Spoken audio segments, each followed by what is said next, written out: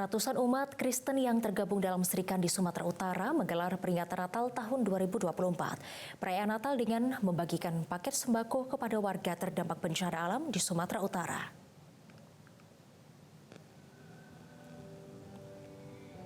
Serikan di Sumatera Utara menggelar peringatan Hari Natal tahun 2024 di Kota Medan.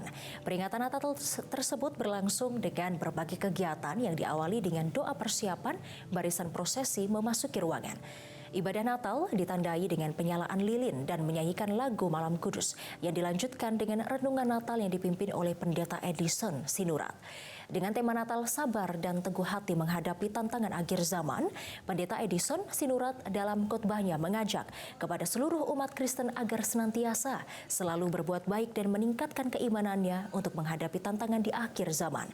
Di akhir khotbah, ia juga mendoakan korban terdampak bencana alam, banjir, dan tanah longsor yang terjadi di Sumatera Utara agar senantiasa diberikan kekuatan dan kesabaran.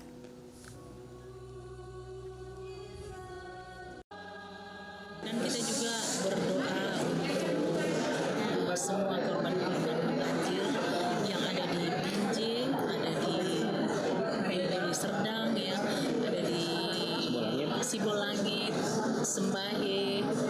Nah, itu semuanya kita bawa dalam doa dan selalu dalam doa kita, bukan hanya di pada Natal ini.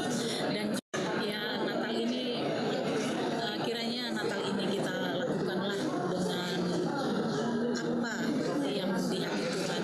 Jangan kita merayakan Natal dengan kehendak kita, dengan kemauan kita sendiri, tetapi kita bertujuan untuk membesarkan dan memuliakan nama Tuhan. Jelajahi cara baru mendapatkan informasi. Download Metro TV Extend sekarang.